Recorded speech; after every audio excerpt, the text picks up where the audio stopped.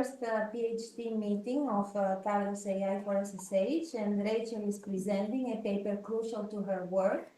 I'm Maria Papadopoulou, I'm project manager of TALOS. Rachel is the candidate of RT1, and I would like you to present yourselves, starting with the speaker. All right. I'm Rachel Milio. I'm the PhD candidate for RT1, like Maria said, and I'm doing my PhD on semantic annotation and Attic oratory.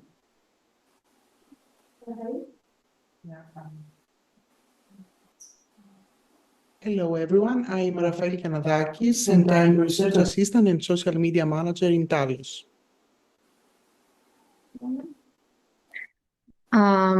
Wait a minute, my camera. Okay.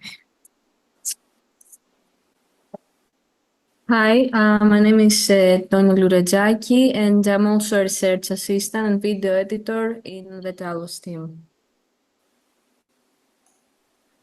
Hi, I'm Li Colin. I'm from Nanjing University. I'm now currently a visiting PhD student to TALOS Center.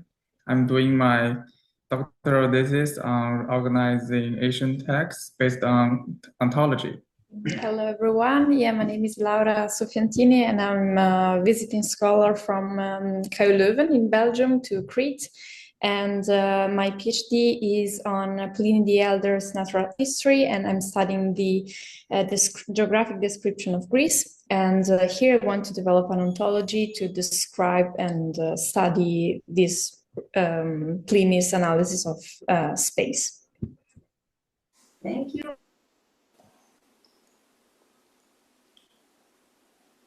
Fotini or me? Hi, if I may introduce myself, I'm Fotini Koidaki.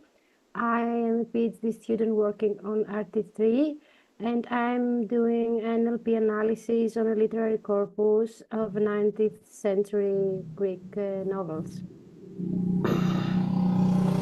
Hi everyone, my name is Evangelos Katis, and I'm also PhD candidate in RT4, which is semantic modeling and in AI, how AI can help in the research of Greek syllabus about teaching the Greek language in schools.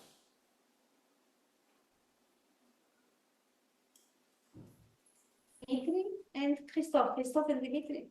Hello, I am Dimitris Kalopsikakis. I am lab teaching staff at Mathematics Department, University of Crete.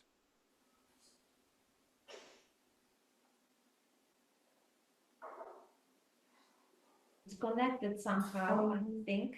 And there is another one more person. Yeah, Christoph. I don't know if you can say a word or something to our nice little group here. Okay. I can't hear you very well, and my screen is frozen. But okay, perhaps I have to switch from EduRoam to my personal Wi-Fi. Anyway, I'm Christoph Roche, artificial intelligence era shareholder, ontology.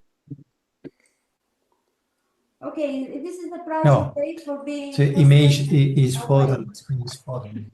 Yeah, don't worry. And we have someone. I can't hear you very well. Artemis, it comes from you, I think. Artemis? Hi. Maria, I can't hear you very well either. Okay. Here, I'll mute and you can. Hi, guys. You won't see me because I'm not presentable, so I reserve the right to. We saw most of the people on Saturday, so you know what I look like. It's lovely to see you, and I wish Rachel good luck with your presentation. Looking forward to listening to it.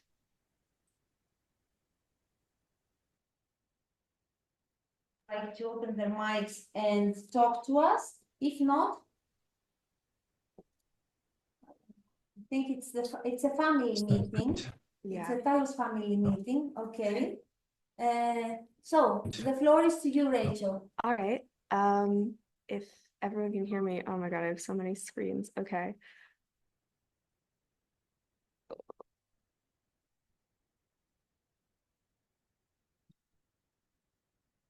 Okay, can everyone see my screen and hear me? Yes. Okay, good. All right, let me get all of your faces a little smaller. Okay, today I'm presenting a paper that's very important for my research so far called Semantic Precision, Crafting RDF-based Digital Editions for Unveiling the Layers of Historical Correspondence. This is a really recent paper that was written by Alassi and Rosenthaler, who are both at the University of Basel in Switzerland. So to present this paper, I'm going to start in the same way that the paper presents itself by explaining the corpus that they're making into a digital edition. Afterwards, I will explain how they create a data model from that corpus. I will explain their application layer. And lastly, I will explain both the conclusions that they come to and the connections that I can draw between their research and my own.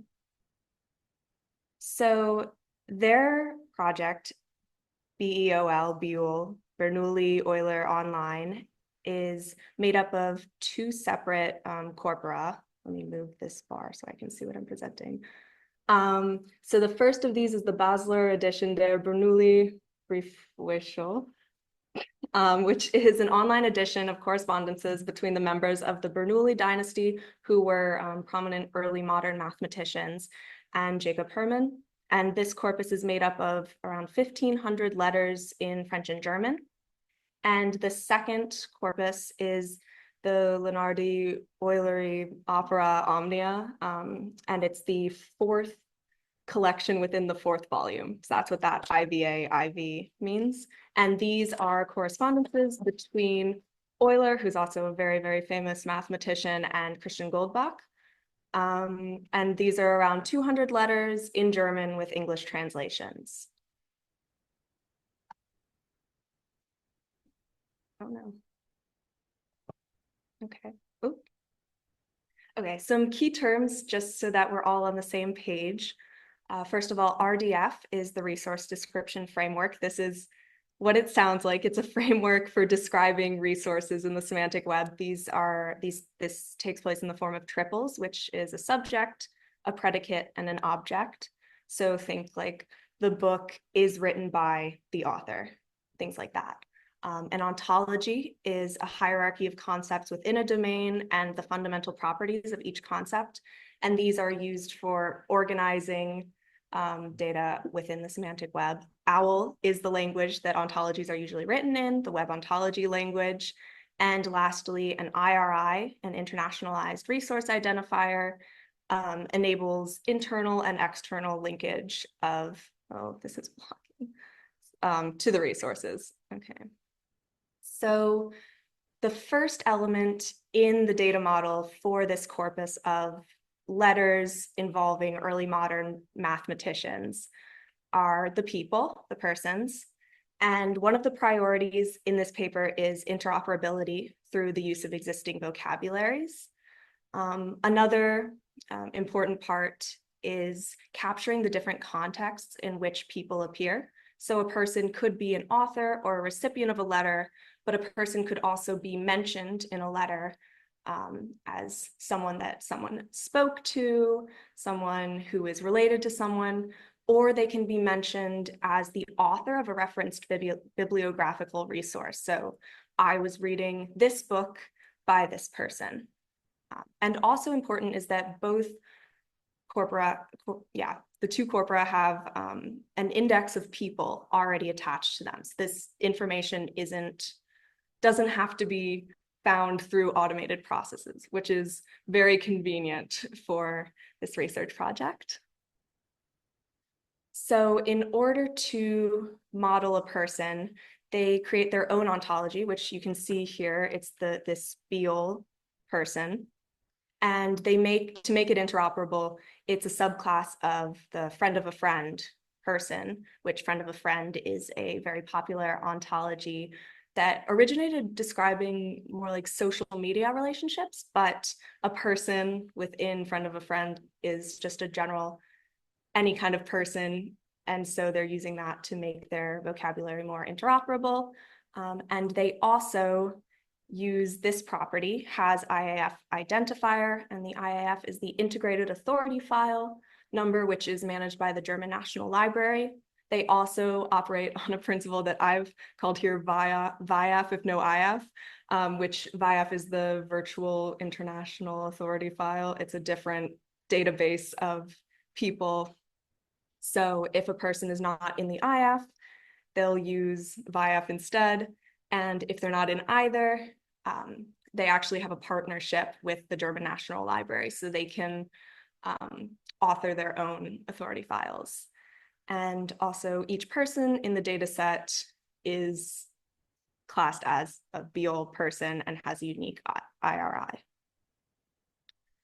So here is what their full person model looks like. A lot of this is fairly self-explanatory, but I kind of want to get rid of this panel. Oh, there we go. Awesome. Okay. So for example, a person is a type person. They capture their birth date and death date. And one of the things that's important for this project in terms of dates is that they're looking at correspondences from a time in which there wasn't a consistent calendar. Some were still using the Julian calendar, some were using Gregorian. And so making clear what date they're actually, like what calendar they're referencing when they're referencing a date is important. You can see the IAF identifier here. You can see their birthplace, and they include it in different languages because these letters are in different languages and mostly centered around English, German, and French.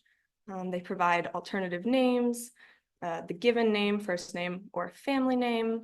And here, these are the corpora that the person is mentioned in.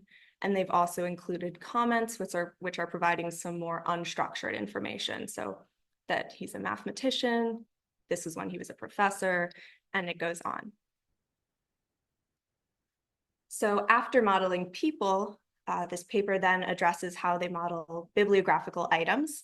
So these letters will contain citations of books, articles, journals, other kind of bibliographic sources, and their goal is to represent these lists as RDF. And once again, they have the advantage that both source editions include lists of the bibliographical items already. So they don't have to generate these, they're already there. So to do this, they actually create a new ontology that they call Biblio, and Biblio extends the bibliographic ontology specification vocabulary, which describes citations and bibliographic references.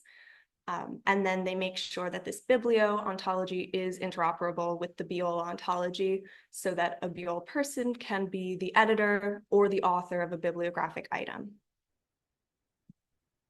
And what this will look like is a little something like this. So you can see one of their cases, the use cases that they need to deal with is sometimes a publication is, printed in one form. For example, you see here, we have, this is a journal article written by Jacob Bernoulli, but it was then reprinted as a collection article into this edited volume.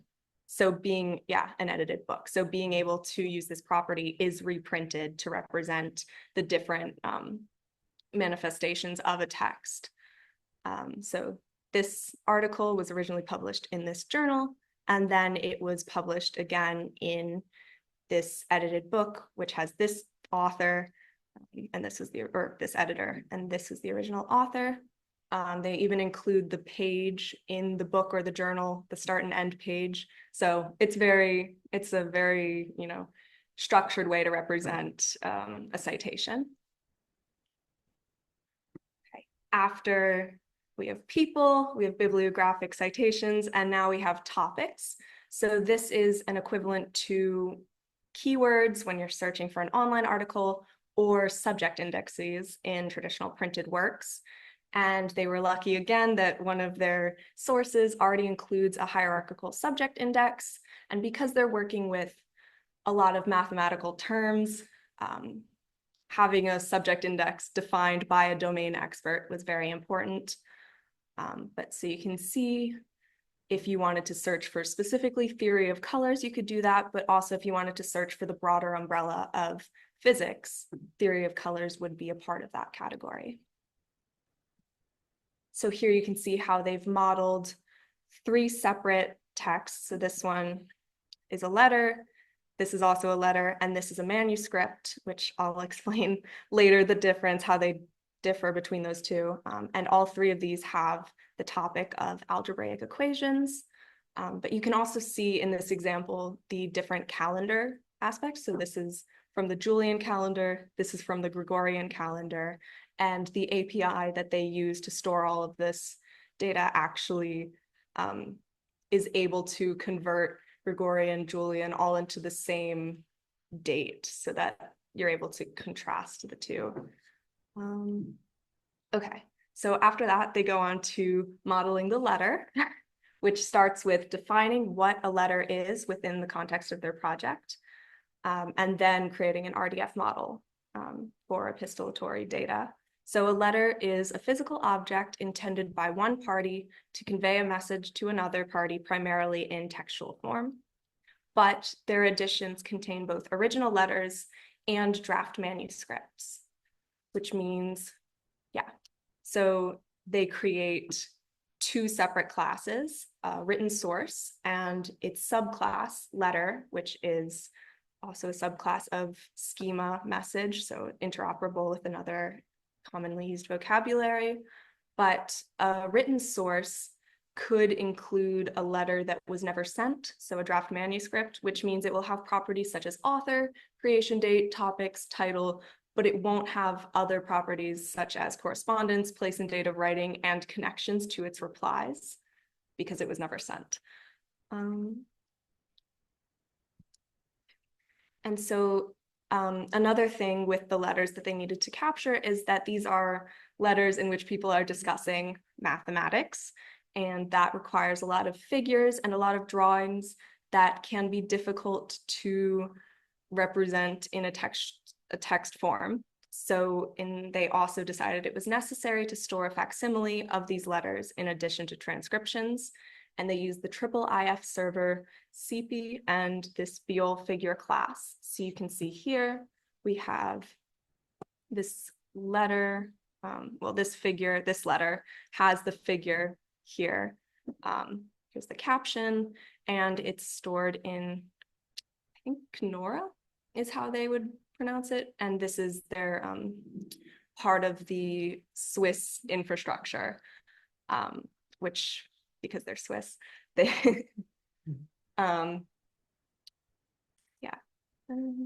okay. They also look into how to represent their text, and they choose to represent their text as RDF, which is actually a little uncommon within digital humanities, where TEI XML tends to be the standard way to represent a text. But they argue that the big problem with the text encoding initiative is that you have this difficulty with overlapping markup. So like, for example, if you have a poem, you put each line of the poem in this line tag, but if you have a name of a person, so like at the end of a line of the poem, you have William, and then in the second line, Shakespeare, you can't put those in the same tag. And the text encoding initiative has come up with workarounds, but they're not as elegant as having RDF standoff markup, where you have no difficulty with overlapping markup.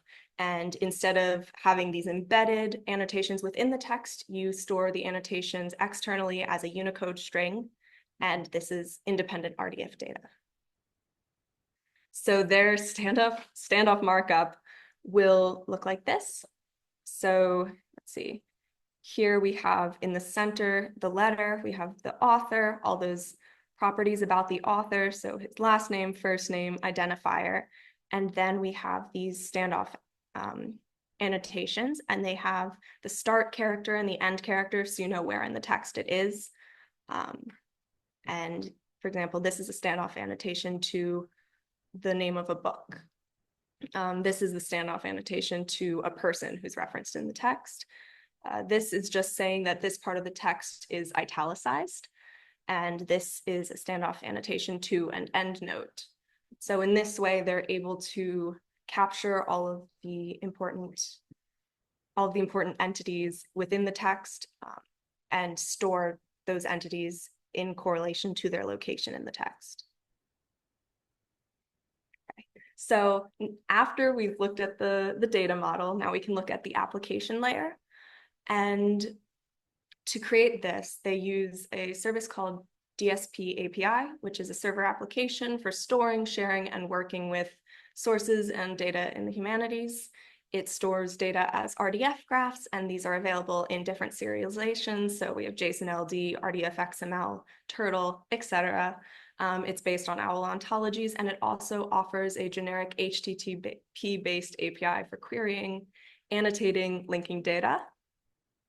And the part that I found the most amazing is they have a query language based on Sparkle called Grav Search, the virtual graph search. And because Sparkle queries can be long and confusing, this really simplifies this and makes it so that knowledge of Sparkle queries isn't necessary for the users of a service. So you can see here, they have these drop-down menus, and you can select your ontology, the research you want to query for, and you can even search properties. So this is querying for a letter that was written by Leonard Euler and was received by Christian Goldbach, and then they have this, the time span, so after this and before this. So I think this to me is so amazing because it's so accessible, and Sparkle queries are not always the most accessible.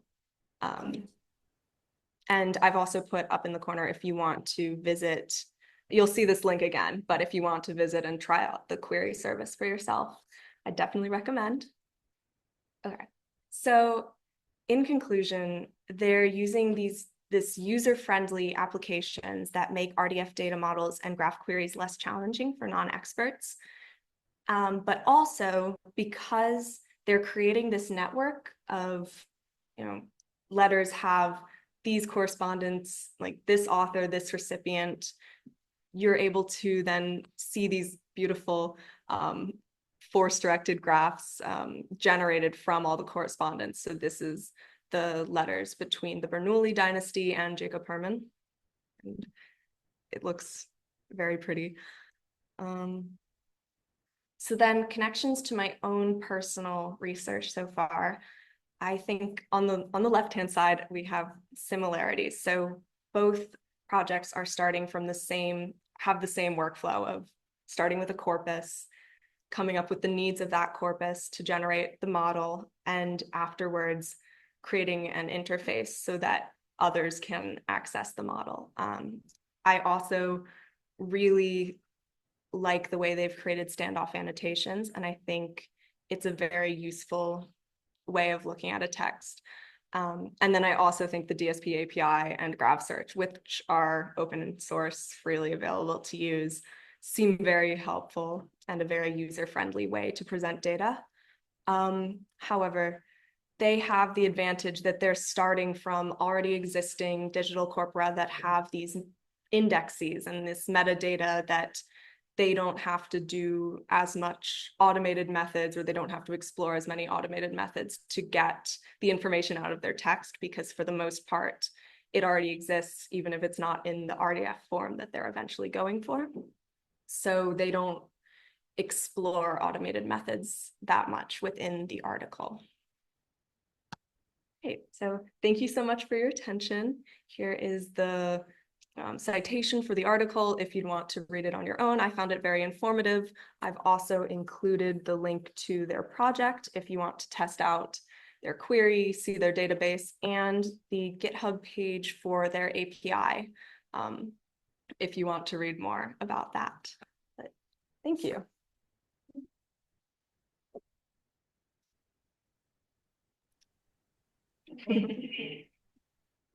Maybe you should switch off your mic, or maybe can you hear me? Artemis, can you hear me? Yes, I can. Okay. So, yeah, so, Loud and clear. Yes, bravo, bravo. for this very informative presentation, and I will now open the floor for some questions.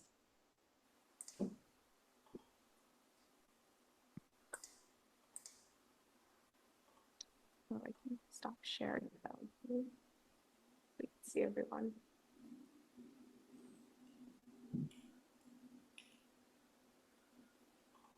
Christophe, you can ask a question. I mean, don't hesitate, or else I will start by asking questions.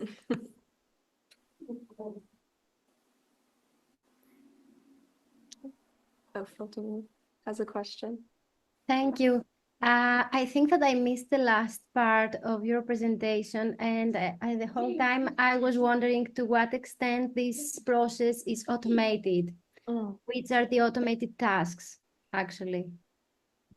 Yes. So I believe they're automated tasks. They didn't have to do anything along the lines of named entity recognition or parsing the text. I think their automated process was taking the indexes that already existed and converting those into RDF. And they do have an automated process, but the article wasn't really about that. So they kind of just say, and we used an automated process to do this. So I can't tell you all that much about how they did it, but I know they were starting from already generated lists of the information that they wanted. Thank you. Rafael? Yeah. I don't know if it's a question or if it's a concern. I saw, and when I read the article, they use so many data properties, right? And I mean, they also, if I remember well, you mentioned they use also data properties for the places. Yes. If I'm not mistaken. So this a little bit concerns me about linked data. I mean, why to model all these places? I mean, there are three. Why to model them in data properties and just insert them as strings, and not also to define the places? Right, yeah. I guess in terms of the scope of their project, they're not so much interested in place. Most of the mathematicians that they're discussing are all kind of from the same area, is my understanding. So maybe place is something that they would aim towards in the future, but right now their priority is correspondence between people. I know they did say that they're that one of the features they want to capture is like location where a letter is sent to and from. But yeah, it does seem like they haven't done any kind of linked data with that, and they're just capturing place names as strings, right? Thank you so much. It was a great presentation. Any other questions, especially from people, you know? Yes. Okay, maybe I can. Thank you for your presentation. I didn't read the paper. I'm interested in how they describe mathematical formulae, because I'm trying to look at the content of the text, how to express in technical language, how to describe through an ontology technicals, but I'll have a look at it. My question was about actually your project, because I don't know so much. So which kind of automated ways of annotation are you using or thinking about in general? Thanks. Well, at the moment, I haven't thought that much about automation. We both know Chiara Palladino and the work she's done for named entity recognition and in ancient Greek. But with ancient Greek, you do have the disadvantage that you're working with a lot smaller of a corpus than with other languages. And so it's a bit uncharted in a lot of ways. So it seems like people place would be fairly feasible for automating, but there's a certain extent to then it would get more complicated, even if we're talking the difference between the name of like a group of people that's like an ethnonym or like a group of people that's an actual organization, things like that. So I haven't thought that much about it. No, just because it was, I mean, you mentioned it as accounts of Yeah. because they already have a Yeah, lot yeah. of work on this. More, I'm just jealous of them. Yeah. Don't be jealous because it's a group of people and they have published several papers. So this is just one part of the work. I don't know how I've been to their site, but I don't know how long this project has been going on. Yeah. It's a very like thorough project, and all the things, the DSP API, things like that are all connected, and it seems like their institution has a lot of resources and a lot of a large team behind all of this. But can I ask a question? Yes, I don't know. I want to hear first from the junior researchers, the doctoral students here, who are struggling to. I mean, if I were a doctoral student, the first thing is you read papers and then you see how do I replicate this? Is there something out of this that I replicate? So what's your plan, Rachel? I think the most informative for like things that I want to replicate is the way they're modeling people, because I don't need bibliographic citations so much. And topics, I don't need so much because the topics can be or at least my topics would be very different from their topics. But then also the way that they model the letters, I thought was very interesting, and the way they do standoff annotations using RDF was definitely the most notable part of this research, because I come from a TEI background, as you know, and it's very difficult for me sometimes to conceptualize the way non-embedded annotations could even work. That's been something that I've been, reading, researching, trying to understand. And so seeing it fleshed out in the way that they explained it really helped me to get a grasp on that, which is unfamiliar to me. So that was, I haven't realized, but you can say a few words about Leaf. I can see the sticker on your on your laptop. We should get stickers of TALOS to put together in our rooms, because we collaborate with the Leaf team. So this is a good opportunity for you to introduce your other side. My side project. Yeah, so I have been since 2018 associated with the linked editing academic framework, which is LEAF. It's a text encoding platform. It's free, it's all open source, accessible, and it's for text encoding using TEI, the Text Encoding Initiative. And so I've been working on that project for a while, and that's a different way to create digital editions where the annotations are very much embedded in the text. Thank you, Rafa. I have stickers and I have pamphlets for Leaf actually in my bag right now. But yeah, so it's just a very different approach of looking at a text, because everything's very centered on this is the text, and everything that you need is in the text. And instead of with RDF, you can have all this metadata outside, and you're creating a knowledge graph, and the text is only one node within that graph. So it's a shift in mindsets for me. Any other questions? So, if I may, congratulations, Rachel, for the nice presentation, which is comfortable and meaningful. And just one question, if I understand well, which is the great help that makes this paper stands out of the other? The way they make it, or the idea of the model?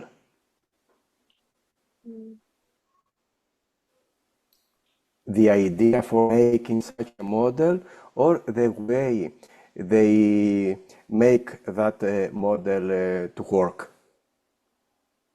I think it's the way, it's the method, it's the how they're making the model work that stands out for me more. But also the way the paper is written is very easy to follow their process, like starting from scratch. And I think it's very, Understandable. clearly written, very accessible. And I really appreciate, you know, all the screenshots that I like, all the graphs that I presented are from their paper. And I think having them present that their ontology to that extent is really helpful. You don't always see them actually, like authors actually put it in a way that you can look through and understand on your own the way everything's working. Found that really helpful. But yeah, the process of taking two corpora and turning it into one digital edition that's connected through this knowledge graph and through RDF, I thought was really important to me. Okay, thanks. So I know that all of you have different projects and different methods.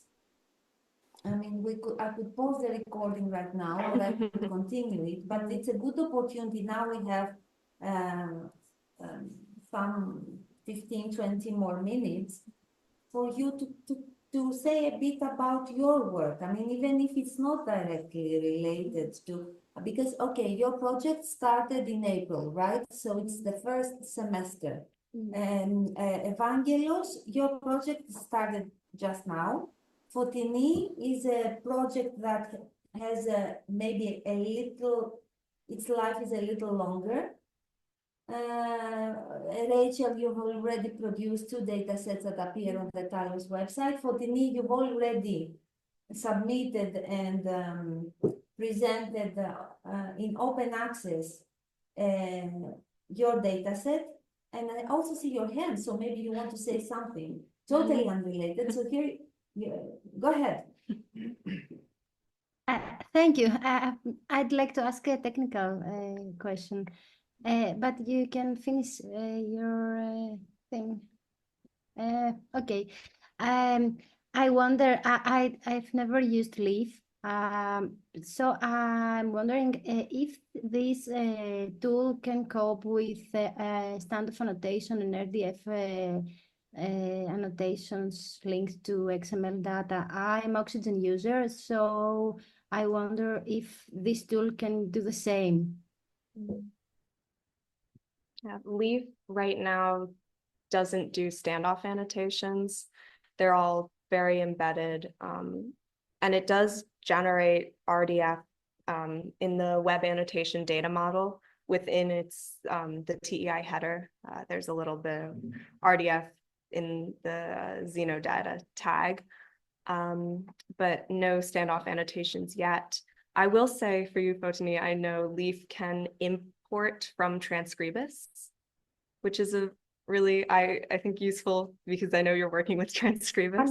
I know, and I'm very familiar with TI. I've worked with standard annotations and conversions to RDF and JSON and several other markup languages.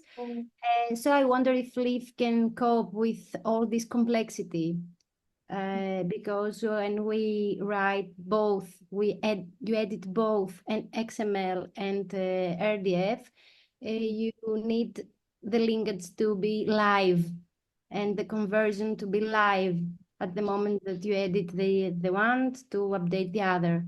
So I had this, but okay.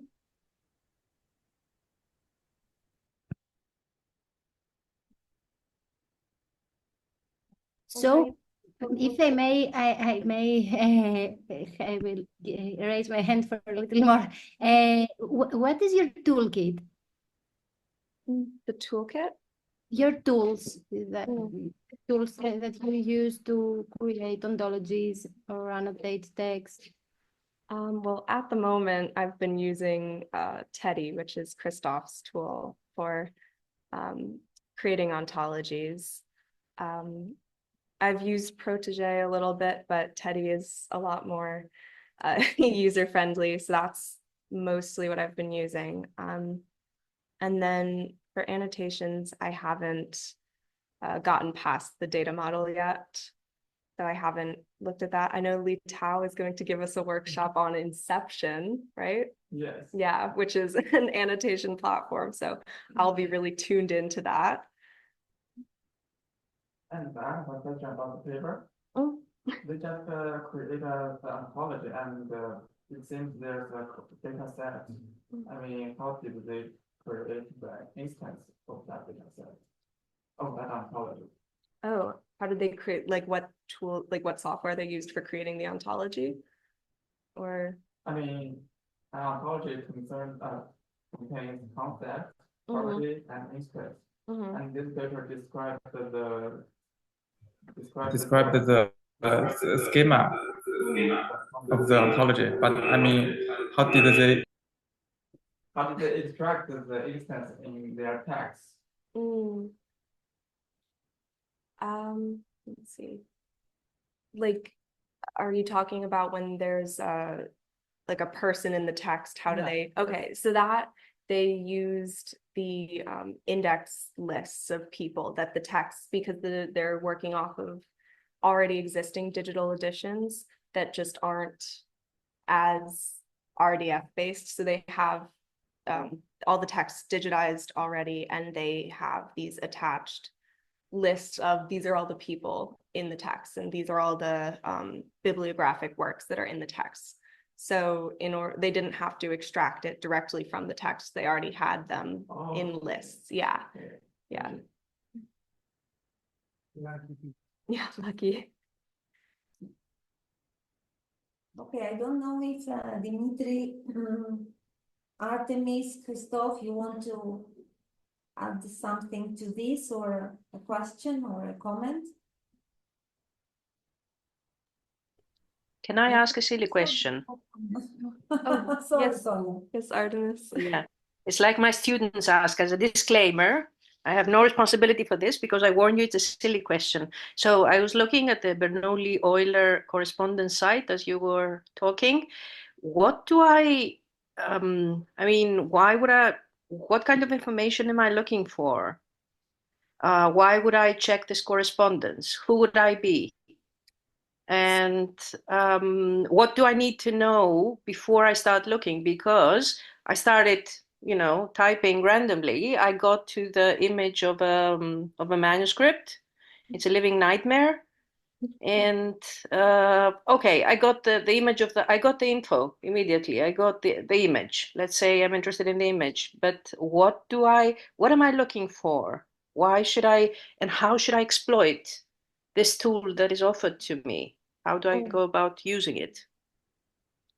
So I think the target audience for the tool would be specifically people who are interested in the history of mathematics, or the history of also things like physics, all within that general STEM kind of sphere. So I can see people using actively that, especially the topic filter sort of feature where you can query by topic. And I mean, I can do a quick screen share of the way the website works, but you're right that sometimes from my experience with it, you can hit kind of a dead end, kind of that if you search for something that doesn't actually exist, they have more topics than they have letters, almost like there are topics that don't actually have matching letters, because I went in as a humanities person and I was like, ooh, you can filter for, like, you can search for letters about their personal relationships. That's interesting. And they're not, yeah, there aren't really any. So they were a little, I guess, over ambitious with topics that they would need. But yeah, if you go to advanced search. Yeah, that's what I did. Yeah. Ontology, yeah. And then let's see, I want this whole letter, and then properties. Yeah, so you can do, yeah, so I'll show you the thing that, so topic is equal to, and they have personal life, which I'm like, ooh, okay, personal life. Youth. Like that's a very specific thing, but it doesn't lead to anything. So that's a criticism I have, that their topics should align with what they actually have. But if I wanted to do something more useful, I would do something like letter and maybe a topic that I'm interested in is algebra. And then you can see, yeah, all these. And there's original and translation. I'll take that. Okay. Yeah, so you can see, I think it's for people who are interested in the history of how modern mathematics evolved from mathematics of the 18th century. And yeah, oh, also Laura, for you, you can see, yeah, how they've, and I do think, I know I said they're not using XML, but they are using XML for how they're actually presenting the letters, and they're using LaTeX, I think is how they're encoding the mathematics. Yeah, so okay, you'd have thank to you. be So in the this. drop-down menu will be my guide, basically.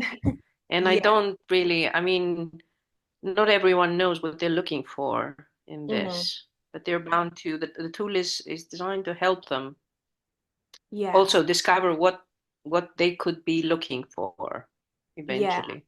Yeah, so if you already know specifically what you're looking for, it's good for that. But if you want to start more generally and then narrow in, it's also useful for that, because you could do very broad queries for everything about algebra. And then you get all these smaller topics like complex numbers or squares and triangular numbers. Okay. Yeah. I mean, the only thing I'm aware of is this kind of correspondence, that it's so rich in information that it's, I think only AI could solve it. Allow people to process all the information that is in there. So thank you, Rachel. Yeah. If I may add here something, except the historians and the humanities or mathematicians, all this information could be used as training data. New models and relationship extraction techniques. Yeah, I believe. Yeah, that's true. That's a really good point.